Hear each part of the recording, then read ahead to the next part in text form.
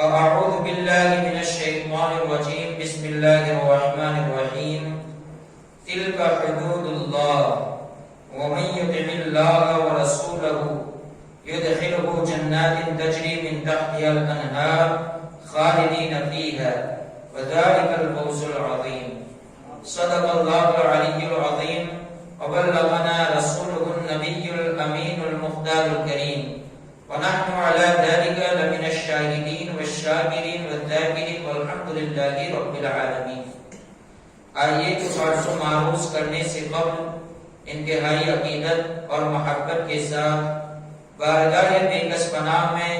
جس طریقے سے میں درود مبارکہ پڑھا ہوں مجھ سے بھی بہترین انداز میں پڑھنے کی کوشش کریں.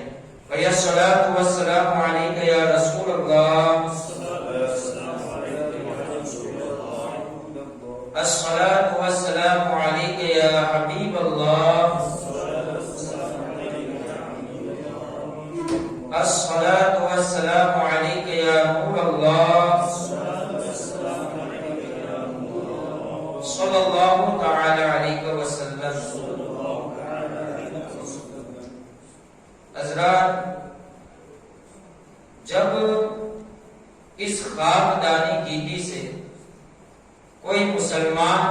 قبر کے مرحلات کی طرف چلا جاتا ہے، یعنی جب کسی مسلمان کا انتقال ہو جاتا ہے تو اس نے جتنا چھوڑا ہے، چاہے نقد روپے ہوں،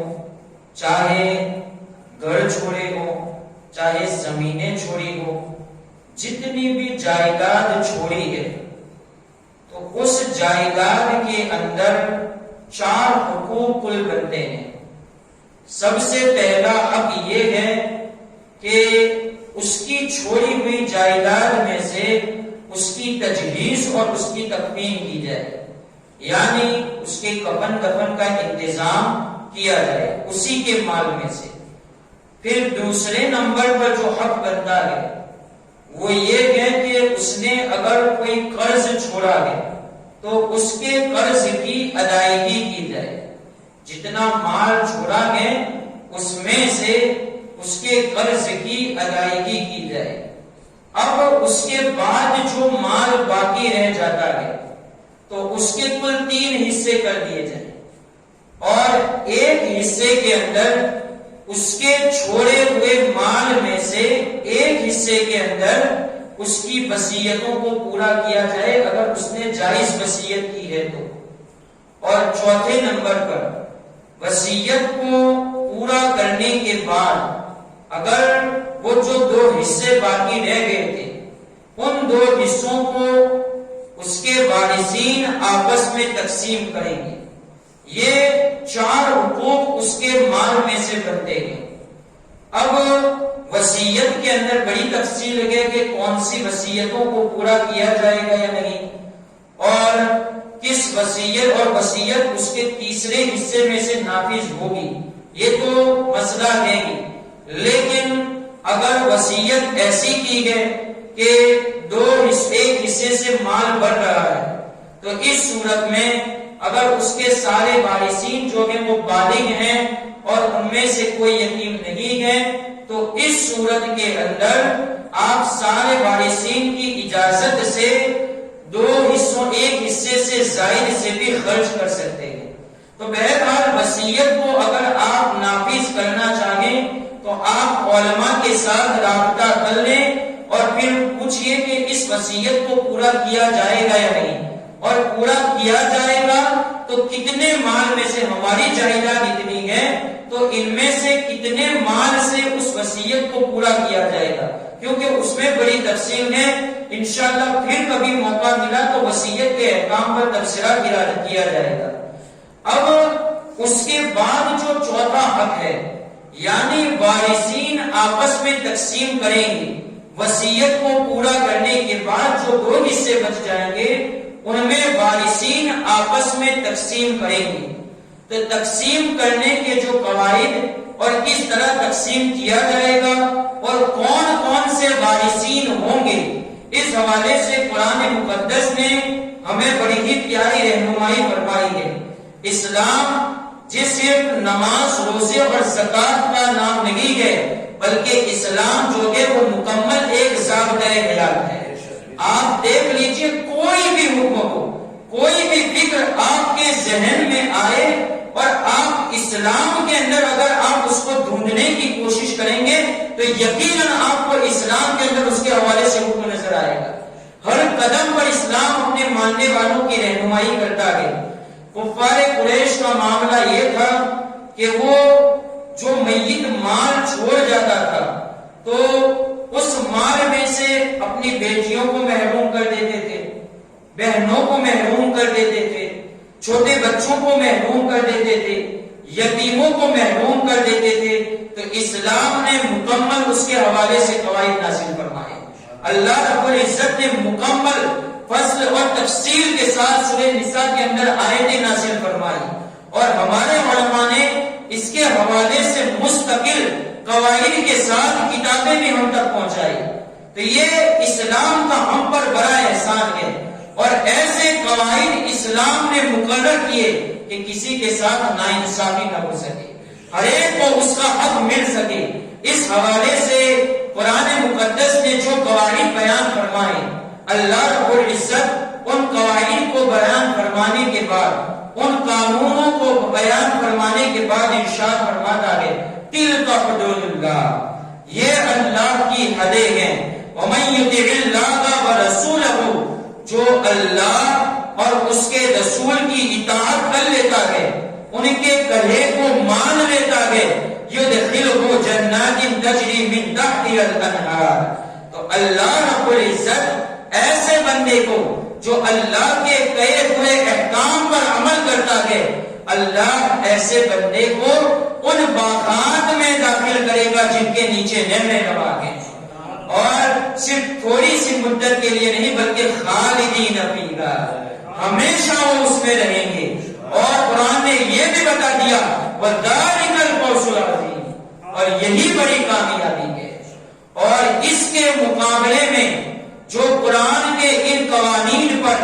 ان قاعدوں پر عمل نہیں کرتا ہے تو اللہ رب العزت ارشاد فرماتا ہے وَمَن يَعْصِ اللَّهَ وَرَسُولَهُ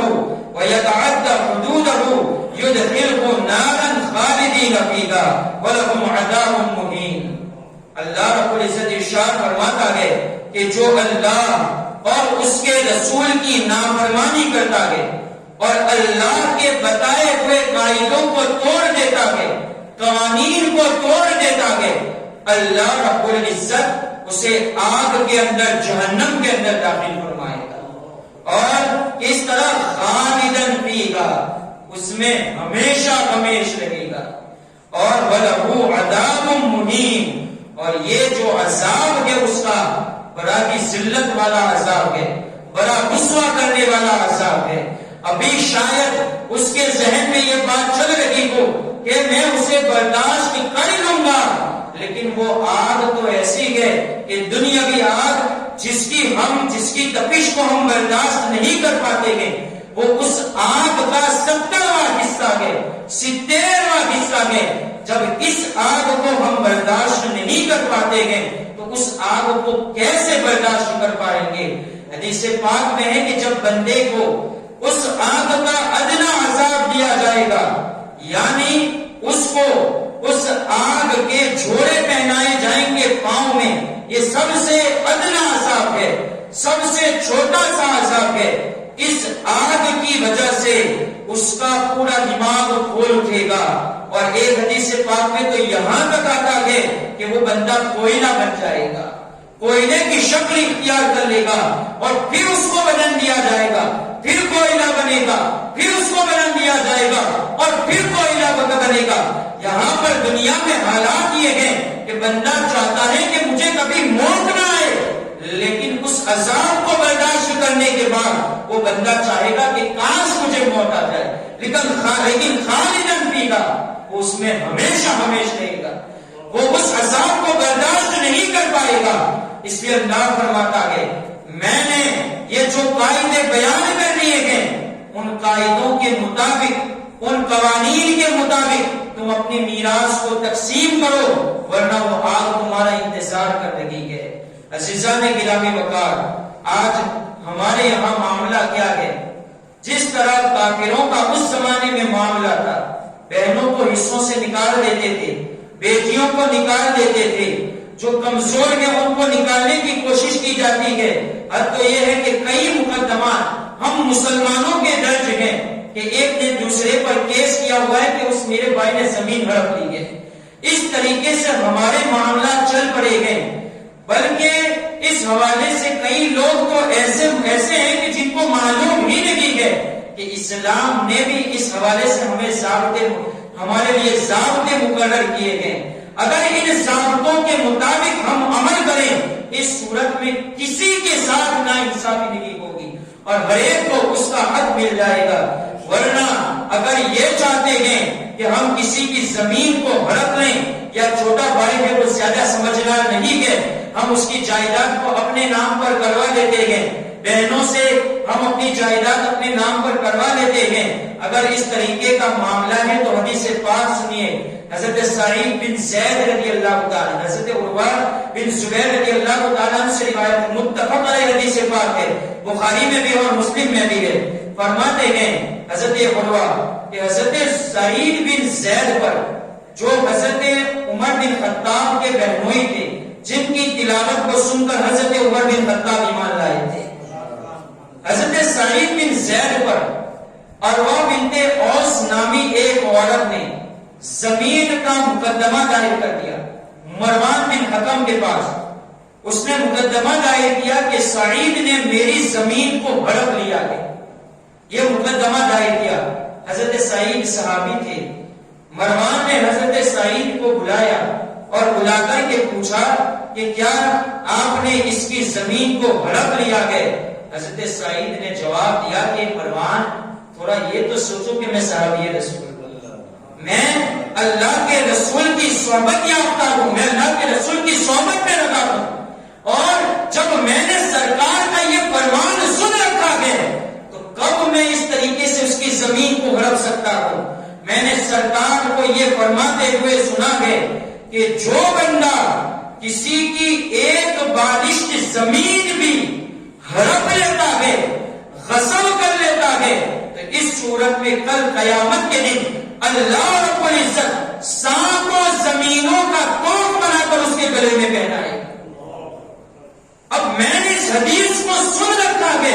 تو میں اس کی زمین پر کیسے قبضہ کر سکتا ہوں؟ مروان نے اس مقدمے کو یہیں پر ختم کر دیا اور حضرت سعید کے حق میں فیصلہ کر دیا۔ حضرت سعید بڑے مستجاب الدعوات تھے اور شریعت کہتی ہے کہ مظلوم کی آنچ سے بچ جاؤ، نہیں بچو گے تو اس صورت میں ہلاک ہو جاؤ گے۔ حضرت سعید کی زبان سے یہ جملہ نکلا کہ اے اللہ، اگر یہ عورت جو ہے وہ سچی ہے تب تو ٹھیک ہے، لیکن اگر اس عورت نے جھوٹ بولا ہے، مجھ پر جھوٹ باندھا ہے، تو اس صورت میں وہ مجھ پر جھوٹ نہیں باندھ رہی ہے، وہ اللہ کے رسول کے صحابی پر جھوٹ باندھ رہی ہے، اللہ کے رسول کی عدالت پر اس کا سوال ہے۔ اس لیے اے اللہ، اگر وہ جھوٹی ہے تو اس کو اندھی کر دے اور اس کو محتاج کر کے تو اس کو وفات دینا۔ حضرت عروہ فرماتے ہیں کہ پھر ایک زمانہ میں نے وہ بھی دیکھا کہ وہ عورت جو تھی وہ اندھی ہو گئی تھی، اس کی آنکھیں لے لی گئی تھی، اور حد کو یہ ہے کہ وہ جب جاتی تھی تو گھروں کی دیواروں پر ہاتھ لے لے کر کے وہ محتاج ہو کر کے چلتی تھی، اور جس زمین کے حق میں اس نے مقدمہ دائر کیا تھا اسی زمین پر ایک روایت میں ہے کہ اس کو ٹھوکر لگی اور وہ اس کے سر کے اندر چوٹ آئی اور وہ وہیں پر مر گئی، اور ایک روایت میں ہے کہ ایک کنواں بنا ہوا تھا، اس کنویں کے اندر وہ گر گئی چونکہ اندھی تھی، اور وہیں پر اس کو دفن کیا گیا، اس کو باہر نکلنے کا بھی اہتمام نہ ہو سکا اور اسی کنویں کے اندر اس کو دفن کر دیا گیا۔ حضرات، یہ ہے مظلوم کی آنچ سے بچنا، اور ایک صحابی رسول پر اس طریقے سے طنز کرنے سے یہ آفت آ جاتی ہے۔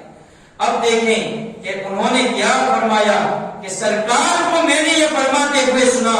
کہ جو بندہ کسی کی زمین کو ہڑپ لیتا ہے، اگرچہ ایک بالشت بھی کیوں نہ ہو، اگر اس نے ہڑپا ہے تو اس صورت میں ساتوں زمینوں کا توق اس کو پہنایا جائے گا۔ محدثین فرماتے ہیں اس حدیث پاک کا مطلب یہ ہے کہ جتنی زمین ہے کل قیامت کے دن اللہ رب العزت اس بندے کو زمین کے اندر دھساتا رہے گا، اور حد یہ رہے گی کہ اس کا سر یہاں تک باقی رہے گا اور یہاں تک زمین کو دھساتا رہے گا، گویا کہ یہ زمین اس کے لیے غار بنا دی گئی ہے۔ اس طریقے کا عذاب اسے دیا جائے گا۔ تو حضرات گرامی وقار، ہمیں چاہیے کہ ہم اس معاملے کی طرف توجہ دیں۔ اگر بہنوں کا حصہ بنتا ہے، اگر بیٹیوں کا حصہ بنتا ہے میت سے، تو اس صورت میں ان کو ہڑپنے کی کوشش نہ کی جائے، کمزوروں کے حصے کو ہڑپنے کی کوشش نہ کی جائے، ورنہ اس کا عذاب بڑا سخت ہے۔ 60-70 سالہ زندگی گزاریں گے اور پھر اس کے بعد اس ہمیشگی کی زندگی میں رہنا ہے۔ مجھے بتائیں کہ کیسے برداشت کر پائیں گے؟ اور اس مال کا بھی کیا ہے؟ سرکار نے فرمایا کہ جو مال حرام کسی کا لے لیتا ہے اور جو ایک لقمہ بھی کھاتا ہے، 40 دن تک اس کی کوئی عبادت مقبول کی نہیں ہے۔ اور سرکار نے یہ بھی ارشاد فرمایا اگر وہ اسے اللہ کی راہ میں خرچ کرتا ہے تو اللہ رب العزت اس پر عذاب نازل فرماتا ہے۔ اگر وہ ثواب کی نیت سے اسی مال کو خرچ کرتا ہے، اللہ رب العزت اس پر عذاب نازل فرماتا ہے۔ اور اگر صدقہ اور خیرات کرتا ہے وہ تو مقبول ہوتی بھی نہیں، اور اس کے ساتھ ساتھ اسے عذاب بھی دیا جاتا ہے۔ اور اگر اپنے رشتہ داروں کو وہ کھلاتا ہے تو اس صورت میں اپنے رشتہ داروں کو وہ حرام مال کھلاتا ہے، سارے لوگوں کو عذاب اسی کے سر پر ہوگا جو ان کو کھلاتا ہے۔ اور عزیزان گرامی وقار، اور یہ بھی ہے کہ اگر حقوق العباد کے اندر ملوث ہوئے ہیں، کسی مومن بھائی کو اس طریقے سے تکلیف پہنچائی گئے، تو حد تو یہ ہے کہ جب تک وہ بندہ معاف نہیں کرے گا آپ کو اللہ کی بارگاہ سے بھی معافی نہیں ملے گی۔ اور بلکہ صوفیہ تو یہاں تک فرماتے ہیں، امام غزالی نے اس بات کو لکھا کہ حد تو یہ ہے کہ اگر کوئی اس طریقے سے کسی کی زمین کو ہڑپ لیتا ہے، آخرت میں جو عذاب ملنے والا ہے وہ تو ملے گا ہی، اللہ رب العزت اس کا خاتمہ بھی برا فرمائے گا، اس کے خاتمے کا بھی برے ہونے کا یہ وعید آئی ہے۔ تو ہمیں سنبھلنا چاہیے اور کوشش کرنی چاہیے کہ وراثت جب تقسیم کریں تو اس صورت میں شریعت کے اصول کے مطابق تقسیم کی جائے۔ الحمدللہ ہم لوگ یہاں پر اسی لیے بیٹھے ہوئے ہیں کہ آپ کے ان سوالات کو حل کریں، اور جو حق جس کا جو حق بنتا ہے اس کے حق کو بیان کر کے آپ تک حکم شرع کو پہنچائیں۔ تو اگر آپ کو وراثت تقسیم کرنی ہو، ہمارے مدرسے کھلے ہوئے ہیں، آپ جس وقت آئے، جس وقت چاہیں، انشاءاللہ آئے، آپ کی وراثت کو شریعت کے اصول اور قوانین کی روشنی میں تقسیم کیا جائے گا۔ لیکن آپس میں مقدمات میں کورٹ کچہریوں میں جا کر کے اپنے اس سرمایے کو برباد نہ کرے، اپنے پیسوں کو برباد نہ کرے، اور اگر حق کسی کے لوٹنے کا آپ کی کسی کے حق لوٹنے کی نیت ہے تو خدا را اس سے ڈریے۔ اللہ رب العزت کی طرف سے جو وعید آئی ہے بڑی سخت ہے، دنیا بھی برباد ہوگی، پھر ہاسپٹل ہوں گے یا گھر کے اندر سکون نہ ہوگا، بہویں آئی ہے تو آپس میں جھگڑے گی، نہ بیٹوں کو باپ کے ساتھ رہنے دے گی، یا سیدھی ایک صورت بن جائے گی کہ ہمیں طلاق چاہیے۔ تو اس طریقے سے گھر کے اندر اگر آپسی تعلقات جو ہیں وہ بگڑنے کا خطرہ اگر آپ منہ لینا چاہتے ہیں تو اس صورت میں یہ سارے کام کریے، ورنہ شریعت کے مد نظر رکھتے ہوئے وراثت کو تقسیم کرنے کی کوشش کیجیے۔ ہمارے یہاں ہوتا کیا ہے کہ عورت پر اگر شوہر کو عورت کی مہر دینا ابھی باقی ہے، عورت کا مہر دینا ابھی باقی ہے، تو اس صورت میں شوہر کا انتقال ہو گیا، ابھی اس نے مہر کو دیا نہیں ہے، تو ہماری عورتیں اس عورت کو شوہر کے میت کے پاس لے جاتی ہیں، شوہر کے پاس جو پڑا ہوا ہے اس کے پاس لے جاتی ہیں، اور جا کر کے کہتی ہیں کہ اب اپنے شوہر کی مہر کو تم معاف کر۔ حالانکہ یہ جو ہے ظاہری طور پر جہالت ہے، شریعت کی طرف سے اس میں کوئی رہنمائی نہیں ہے کہ اس طرح کیا جائے عورت کے ساتھ۔ مہر عورت کا حق ہے، شوہر نے جو حصہ چھوڑا ہے، جو ترکہ چھوڑا ہے، وصیت کو پورا کرنے سے پہلے، وراثت کو تقسیم کرنے سے پہلے عورت کے مہر کو ادا کیا جائے گا۔ شریعت ہماری تو جان بوجھ کر زبردستی عورتوں پر اس طریقے سے دباؤ ڈالا جاتا ہے کہ تم اپنے شوہر کے مہر کو معاف کر دو، تو یاد رکھیں یہ بھی ظلم ہے اور اس کا بھی مواخذہ ہوگا، جو یہ کرواتے ہیں ان کا بھی مواخذہ ہوگا۔ شریعت کے حکم کو جانا نہیں اور اس طریقے سے تم نے یہ کام کروایا۔ سب سے پہلے چونکہ عورت کا جو مہر ہوتا ہے وہ قرض کے طور پر ہوا کرتا ہے اور قرض ابھی اس نے ادا کیا نہیں ہے، تو تجہیز اور تکفین کے بعد دفن کرنے کے بعد اس کو کفن اور دفن کرنے کے بعد جو ہے سب سے پہلے عورت کے مہر کو دیا جائے گا۔ اس بات کی طرف خاص توجہ کی ضرورت ہے۔ اور کچھ لوگ کیا کرتے ہیں، وراثت میں اگر بہنوں کا حصہ ہوتا ہے تو بہنوں کو بلاتے ہیں اور کہتے ہیں کہ تم اپنے حصے کو معاف کر دو۔ معاذ اللہ کے رب العالمین، اس طریقے سے بہنوں کو اس بات کا اقرار کرواتے ہیں کہ تم نے اپنے اوپر سے ہمارے حصے کو معاف کیا۔ تو یاد رکھیں اس طریقے سے زبردستی کرنے سے بھی یہ حق اس کا جائز نہیں۔ تلک حدود اللہ، یہ اللہ کی طرف سے بنائے ہوئے قاعدے ہیں، آپ اپنی مرضی کے مطابق اس کو استعمال نہیں کر سکتے ہیں۔ بہن نے اگر اجازت دے بھی دی تب بھی اس صورت میں اس کا حصہ باقی رہے گا۔ ہاں، اگر وہ اپنے مال پر پورا قبضہ کر لے اور اس کے بعد اگر وہ تحفۃً آپ کو دینا چاہتی ہے، یہ بات دوسرے نمبر کی ہے، لیکن اگر آپ نے اس طریقے سے اس کے حصے کو غصب کر لیا یا اس طریقے سے آپ نے کہا کہ بس وہ مجھے معاف کر دیا، اگر اس طریقے سے زبردستی کروایا، یہ حق معاف نہیں ہوگا، اس کا حق باقی رہے گا۔ آپ اس کی اولاد کے حق کو مار لگیں گے، اس عورت کے حق کو مار لگیں گے، اس کے لیے وہی ہوگی جو ابھی آپ نے سنی۔ تو خدا اللہ سے ڈریے، اور اگر بہنوں کا حصہ غصب کیا ہے تو اس صورت میں ان کا حصہ وہاں تک پہنچا دے، ورنہ کل اللہ رب العزت کی پکڑ بڑی سخت ہے۔ موت کی تمنا کریں گے، موت نہیں آئے گی، بڑا برداشت کرنا پڑے گا۔ 60-70 سالہ زندگی ہم اپنے اولاد کے لیے سب کچھ کر لیتے ہیں، زمینیں ہڑپ لیتے ہیں، کئی مال حرام لے لیتے ہیں۔ مجھے بتائیں کہ آپ کے چچے یا سانتوے دادا کا نام کیا تھا؟ کیا ہم اپنے چچے اور سانتوے دادا کا نام جانتے ہیں؟ اگر وہ نہیں جانتے تو جس طریقے سے ان کو بھلا دیا گیا ہے، اسی طریقے سے ہماری آنے والی نسلیں بھی ہمیں بھلا دیں گی، جن کے لیے ہم حرام مال کو اکٹھا کر رہے ہیں، لوگوں کی زمینوں پر اس طریقے سے قبضہ کر رہے ہیں۔ ایک تو عذاب برداشت کرنا ہے وہ بھی،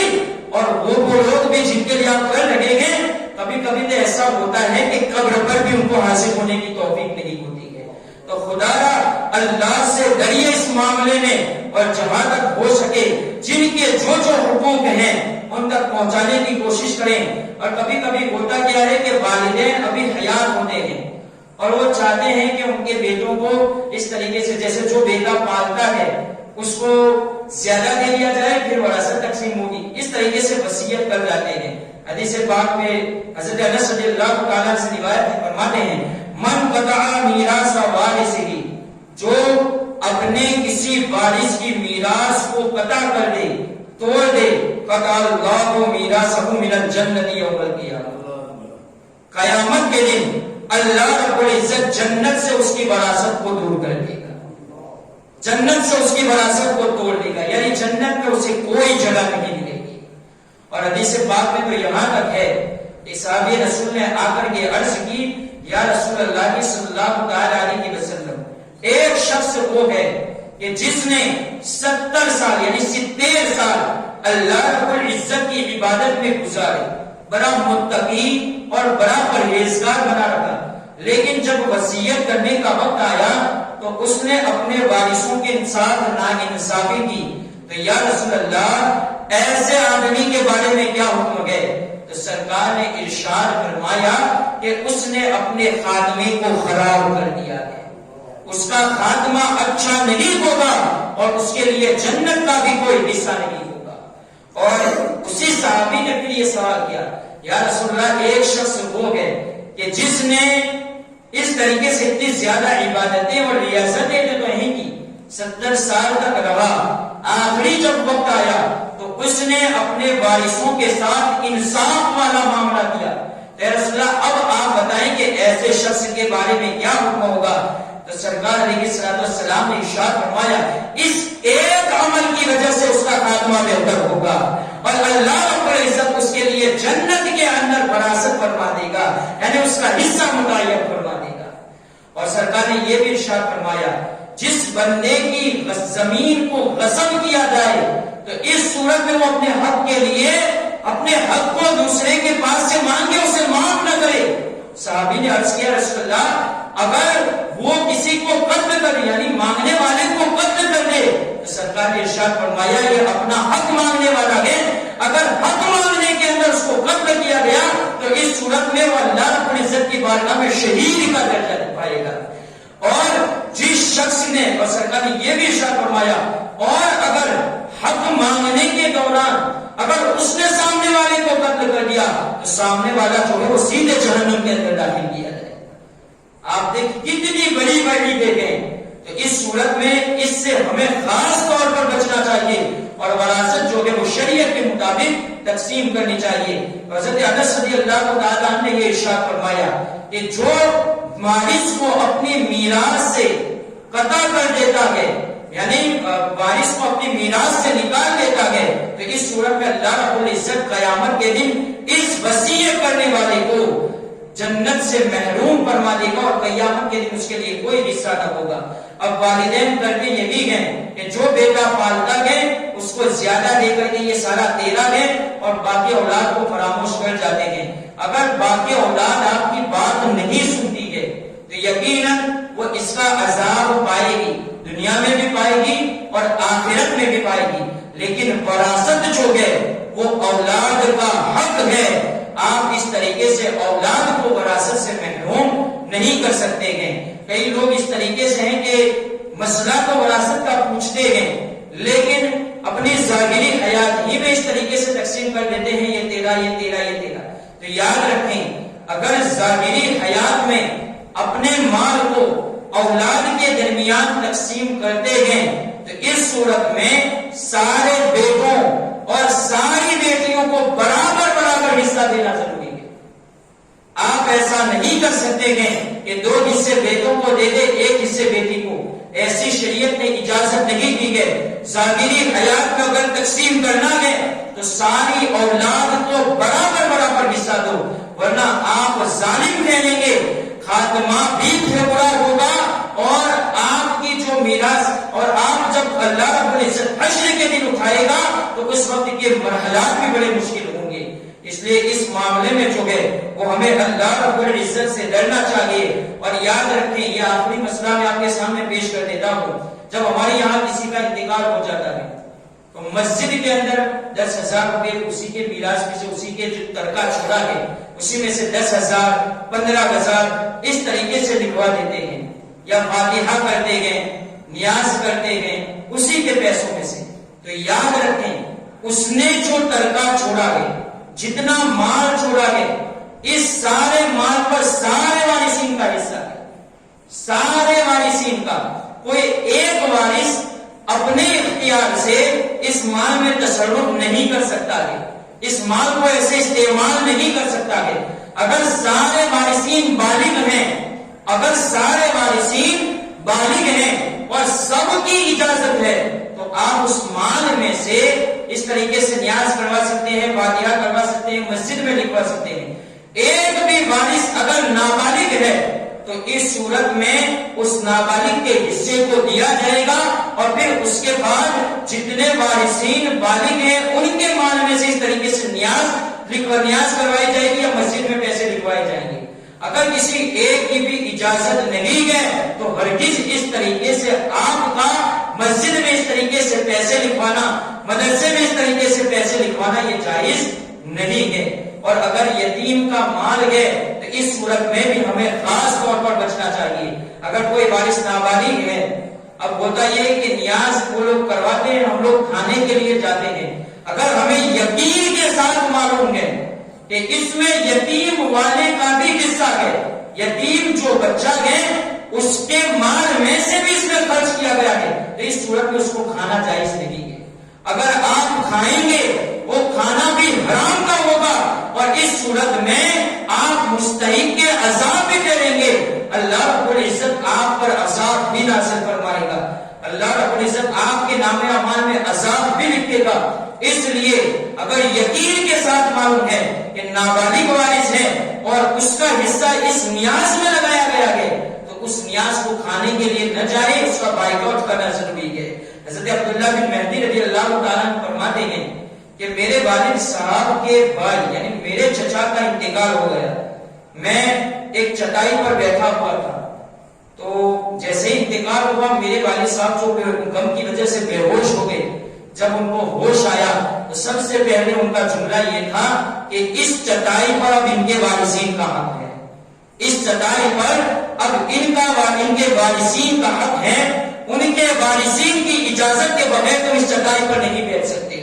اس لیے اس چٹائی سے ہٹ جاؤ اور اس کو اس کے وارثین تک پہنچا دو۔ اور ایک بزرگ کے پاس ایک آدمی کا انتقال ہوا اور ان کا ایک غلام بھی وہیں پر موجود تھا، تو سب سے غلام سے کہا جلدی سے جاؤ اس چراغ کو بجھا دو، جلدی سے جاؤ اس چراغ کو بجھا دو، اس لیے کہ یہ جو چراغ تھا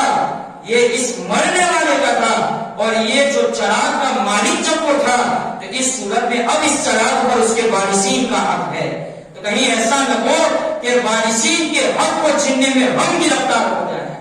تو اس لیے ہمیں بھی اس معاملے میں ڈرنا چاہیے، شریعت کی روشنی میں وراثت کو تقسیم کرنا چاہیے، اور کسی کے حق کو غصب کرنے سے ہمیں بچنا چاہیے۔ دنیا میں بھی عذاب ہے اور آخرت کے عذاب کی تو کوئی بات ہی نہیں ہے۔ اخیر میں اللہ عز و جل کی بارگاہ میں دعا ہے جتنا بیان ہوا ہم سب کو اس پر عمل کرنے کی توفیق عطا فرمائے، اگر کوئی خطا ہو گئی ہو، کوئی لغزش ہو گئی تو اللہ عز و جل معاف فرمائے۔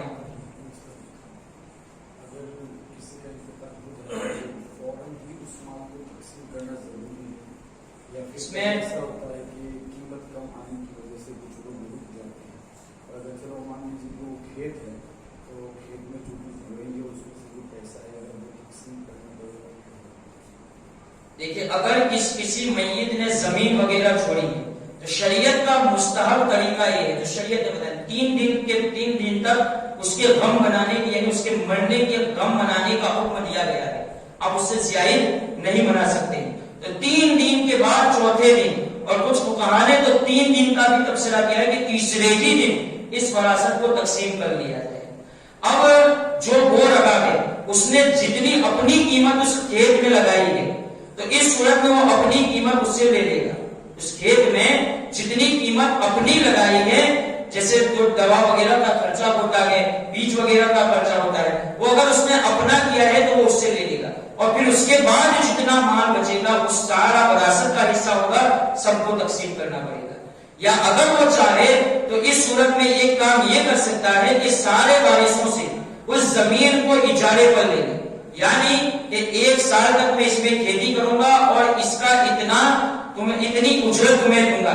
20,000 روپے تم سب کو اس کی اجرت دوں گا، تو اس صورت میں پھر وہ وارثوں کے درمیان اس کو تقسیم کر سکتا ہے، یہ بھی اجازت دی گئی ہے۔ وما علینا الا البلاغ۔ السلام علیکم۔